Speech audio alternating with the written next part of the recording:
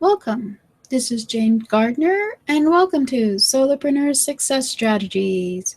And today is Get Your Message Out Tuesday, which is all about your brand, your messaging, and you, and your website and your social media and everything else that you use for your brand. So we've been doing this for a while, and today we're going to be talking about Pinterest. We've already talked about Facebook and Twitter for a bit.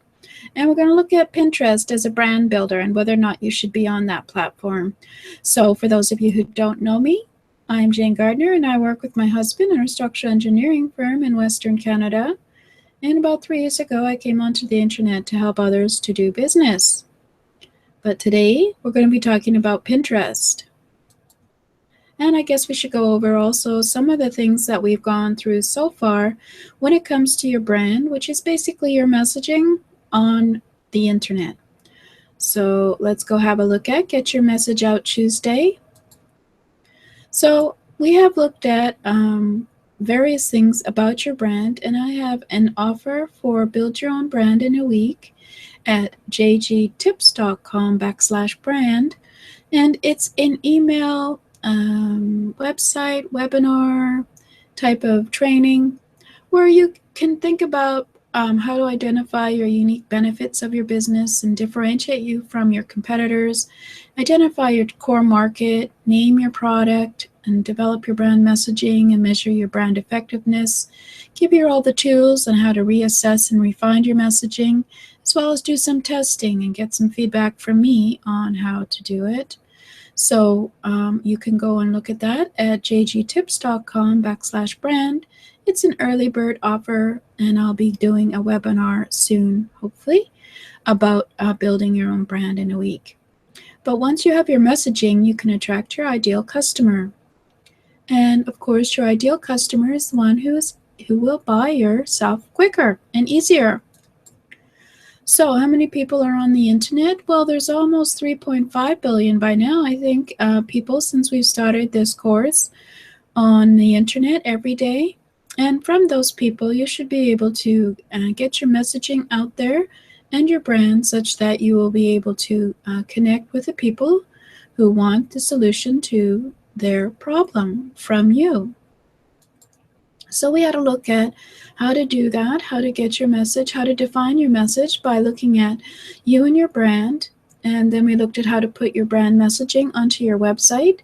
And we're looking at some of the various social media platforms now and how to brand your website to make the messaging work with who you are, as well as which ones might be better for you in terms of your business versus others. So looking at the different features of some of the social media platforms so you can decide whether or not you want to take the time to get involved with them. And of course, we looked at what your brand is, and your brand is your promise, your commitment, what you stand for and stand against in your business. You can have a logo and you can have brand elements and brand colors, but in the end, it's all about you. And it's all about what you represent, your values, your mission, your promises, and your commitment and your values. So it's all about your messaging. And so your messaging should be consistent, and it should be accepted and attractive to your customer and have a unique edge to differentiate yourself from your competitors. So we've had that look at that in previous episodes of Solopreneur Success Strategies Get Your Message Out Tuesday. So you can go find some of those on the YouTube channel at jgtips.com/YouTube. And we looked also at how to brand or have the messaging on your website such that your homepage, your About Us page, your Start Here page, and the blog, and even all your other pages, including your 404 error, all reflect you and your brand. And then we had a look at Facebook, and we've had a look at Twitter and how to get them to be complementary to your brand messaging and work with your brand messaging. And today we're going to be looking at Pinterest in terms of it being a brand builder rather than just how to set it up. So we'll just have a quick look at Pinterest, and so you can decide whether or not it's a place that you want to be. So how do you use Pinterest as a brand builder? Well, first you have to decide, of course, whether or not you want to be on Pinterest, whether or not your business is going to work on Pinterest. But of course, the first thing that you have to decide before that is to convert your account to a business account. So you log in, and from the drop-down menu, select for business and hit the convert button, and the business page pops up, because this will give you the features like advertising and pin it, promote your pins, etc., because you are a business, and advertising, of course, because to get your rather than having it as a personal page. So should you convert? Well, of course, is one of the disadvantages to converting to a business page is you can't go backwards. It can't be undone. So you'd have to go get a new one if you wanted to change it back to a personal one with a new name, etc. You can't verify a WordPress blog. Those are the free blogs. So you can't, they don't recognize those. They want them to be self-administered. And only one admin can manage the account, and only one email can be linked. And there's no custom URL yet. There might be in the future. And of course, you can't move business boards from another account onto this account. It's all unique to your verified website, and which is the advantage. And you can add a pin it button. And of course, verifying the website adds social validity. You can change the business name, and you can target specific areas of business. And of course, you can add a widget to your site for followers to go back to Pinterest from your website. So that is a good reason to have it as a business. And what you can do right away is you can just go sign up, and you can add a pin it button, of course, and a follow button, and a bookmarklet to collect some pins. So you install the pin it bookmarklet, and so you can pin other people's pictures easily onto your, of course, Pinterest boards. And we're not going to go over some of the simpler stuff on how to set up Pinterest. So hopefully you know what a Pinterest board is. And of course, you can install apps for iPhone, iPad, or Android. And you can find all of this in the goodies section at Pinterest/goodies.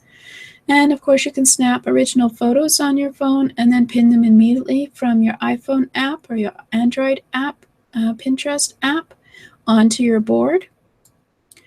You can install a follow button on your site. This is also found in the goodies section on Pinterest, and encourage other people to follow you on Pinterest by having that follow button on your website. And you can install a pin it button on your site, also found in the goodies section, which grants permission for other people to pin and share your images. And of course, that means they pin it to their boards, so your pins also will get spread out into the Pinterest environment. So it helps build traffic, loyalty, and trust. So what is your goal for having Pinterest? So have an objective and stay focused will increase your satisfaction with Pinterest. So what you have to do is you have to ask yourself, I think we don't have the question. Yeah, ask these questions. How would photo sharing and pinning help my business? And what will photo sharing and pinning do for my audience? How will this increase my visibility as a resource? What do I want to achieve by using Pinterest, and how am I going to do that? And will allowing others to pin my photos detract from my business if they're on their boards as well? And are there any hidden pitfalls I hadn't thought about? And is photo sharing relevant to my business? Is this the strategy I should be focusing on right now? So having an objective and staying focused will increase your satisfaction. For example, if we look at Etsy.com, for those of you who don't, you can go do a search for etsy.com. This is a place where people sell their products, their jewelry, their boots, their clothing, their all kinds of items for sale on Etsy. And of course, people love to pin items and pictures of boots and jewelry and all that kind of thing. So having the ability to have photos of the items for sale increases the attractiveness of the pin, and a lot more people will pin your pins. And they want to provide visual inspiration to increase their sales, so they get spread out onto the internet. If someone has a pin board that is called jewelry that I like, for example, that will certainly build up with different pictures of people's jewelry being sold on Etsy. So that will, of course, increase their links back to Etsy and their Etsy website. And of course, you can feature guest pinners as well. You can invite others to pin onto your board. It just depends. Etsy is, of course, very happy with the results because Pinterest works well with them. So you have to figure out first whether or not Pinterest will work well for your business in terms of what you do. Believe it or not, you would be surprised at who is on Pinterest and who has so many followers. It's amazing. I was looking at one website and it was all about vacuums and pictures of vacuums. I mean, yes. I mean, there's a lot of DIY handicrafts on Pinterest.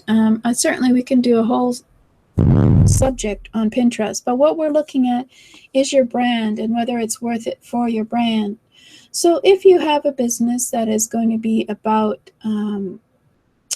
photos or about education or about selling something, Pinterest may be the place to be, but you have to decide. You can't have anyone else decide what is the most attractive for you to be on Pinterest with your brand and your messaging. So you have to ask again, how will sharing photos help you in your business in terms of will it be attractive for other people? They also share infographics, and they also share recipes. They share DIY, as I mentioned, but usually it includes a photo and quotes. I mean, we can go have a look at it next week, and I'll show you some of the amazing number of followers that people have in terms of their business. But for now, let's just continue on. So, which strategy would work best for you? Providing permanent posting power. With pins and pin boards, they're kept forever, so they will last forever. Whereas Twitter and Facebook posts disappear quickly, Pinterest boards stay forever. So it might be worth using Pinterest just for that, because it's easier also to search through your past pins, allowing for others to also repin your images so they're not lost. And also, which strategies would work better for you other than photos of photos? How about providing information? Target your visual learners with images. Create powerful and easy to understand infographics. And also share videos on Pinterest. Also, you can connect with other pinners. You can create optimized pin boards that you can share with others to have them pin on your board. Also, it attracts visual learners who may not like text or audio content. You can also reach out to people who are usually popular in your niche and ask if you can pin some of their pins to your board. You can repin, of course, anytime someone has a pinnable pin on their pin. You can then pin it to your board, and also you can like and you can comment on other people's pin boards and get connected with people that way.